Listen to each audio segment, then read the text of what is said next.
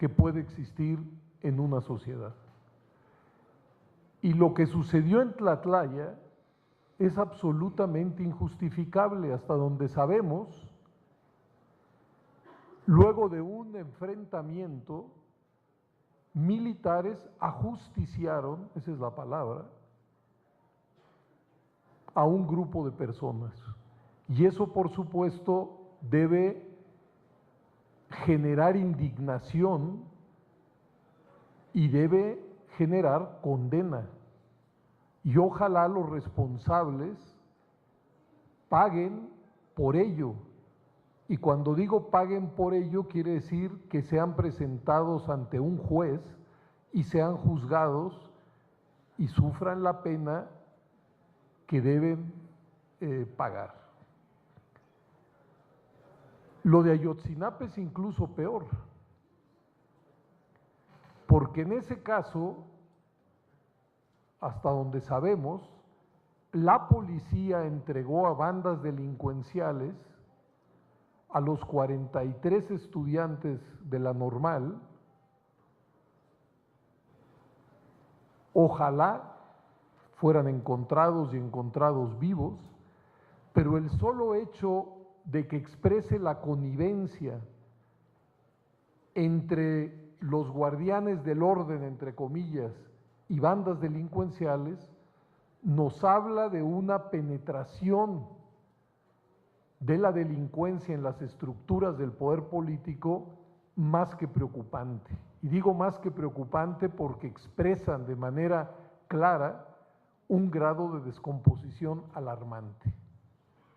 Dicho esto, no creo que podamos tirar a la cesta de la basura lo que en el terreno político sucedió en México en los últimos años y que para mí es un proceso promisorio, que no ha sido una transición, por supuesto, al paraíso, y que este es un país cargado de problemas, pero que si comparamos el sistema político previo y lo que tenemos hoy, yo creo que sí podemos,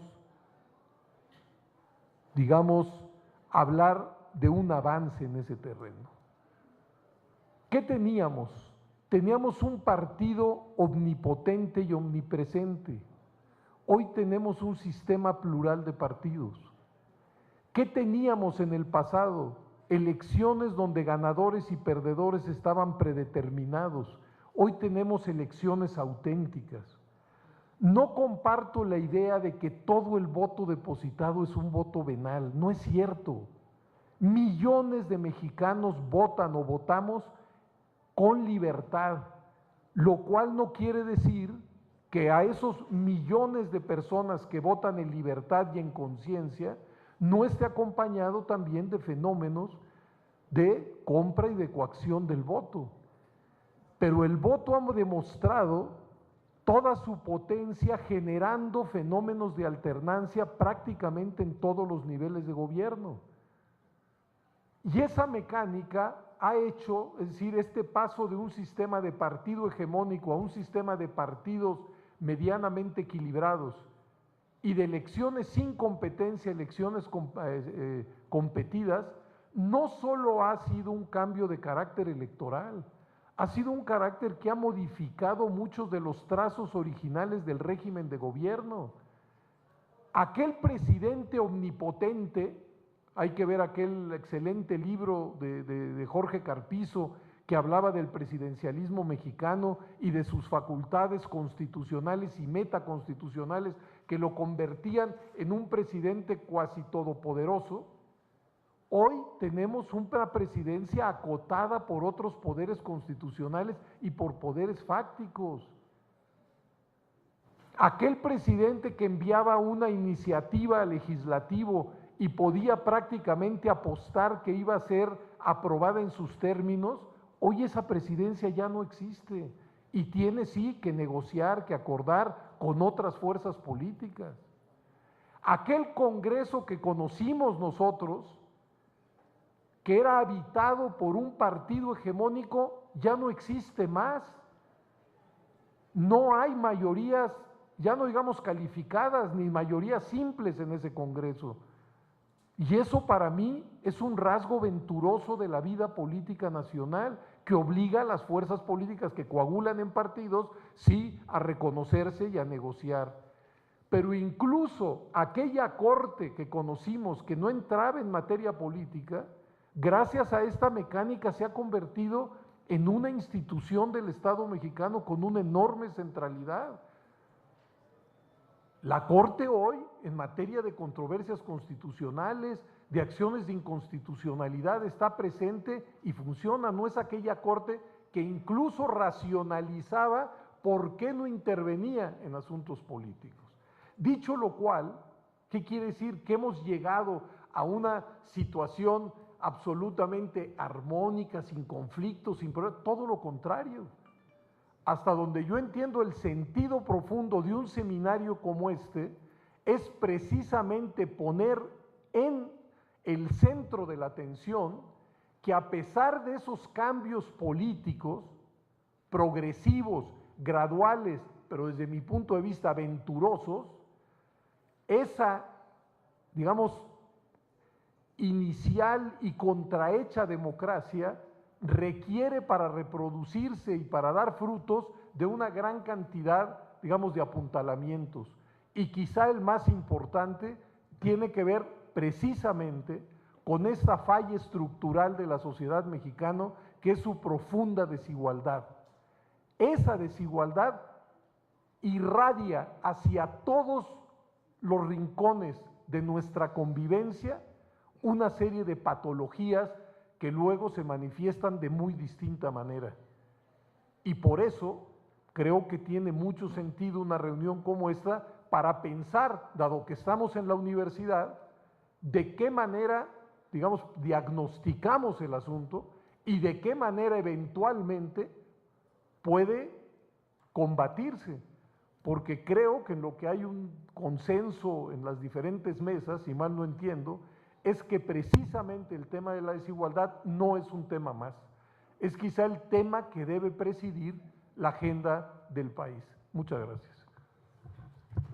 Gracias. Rolando. Sí, muy rápidamente.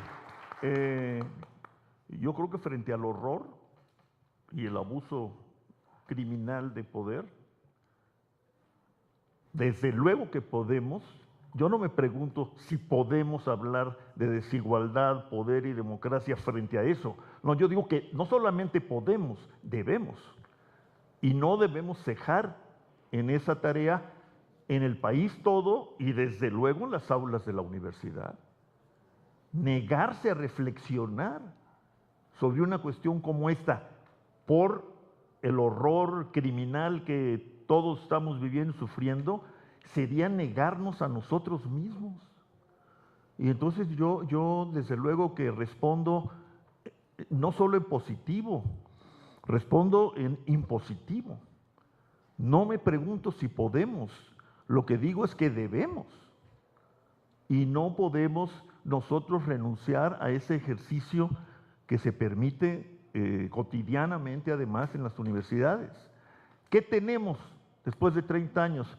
Pues un auditorio casi lleno de jóvenes, unas universidades que han crecido muchísimo y una gana de discutir, de aprender y de reflexionar, pues para actuar un poco mejor que lo hicimos las generaciones anteriores. A eso no podemos renunciar. Y solamente, me parece a mí, desde un ejercicio intelectual riguroso de esta naturaleza, es que enriqueceremos el reclamo y la construcción de formas alternativas de poder respecto del que hoy tenemos y, si se quiere, sufrimos. ¿Qué hacemos con las reformas? Bueno, para empezar a conocerlas, estudiarlas bien, ver qué se puede sacar de ellas en favor de esta sociedad cruzada por la desigualdad y la pobreza, y qué otras reformas hay que hacer, y si estas no sirven, cómo corregirlas. Lo que no podemos es lanzar mensajes de inmovilidad por el hecho de que en un momento dado una relación de poder se resuelve de una manera y no de la manera como nosotros hubiéramos querido. Eso también tenemos que explicárnoslo.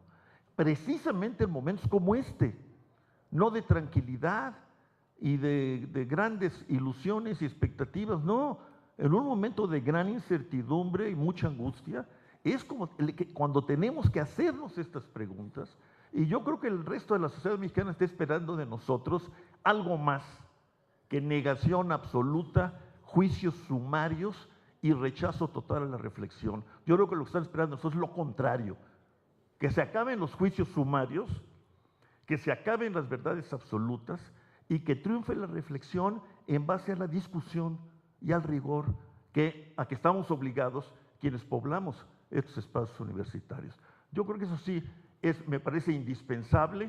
Qué bueno que se haya planteado, incluso de la manera en cómo se planteó, pero nosotros tenemos que mantener en alto la capacidad productiva, la capacidad conmovedora de la reflexión y la crítica intelectuales basadas, centradas en el estudio y en el pensamiento crítico. A eso no podemos renunciar, ni siquiera en momentos como este. Es más, en momentos como este tenemos que ponerlas en alto y no ceder ante la angustia de algunos y la decepción de muchos, desgraciadamente. Muchas gracias.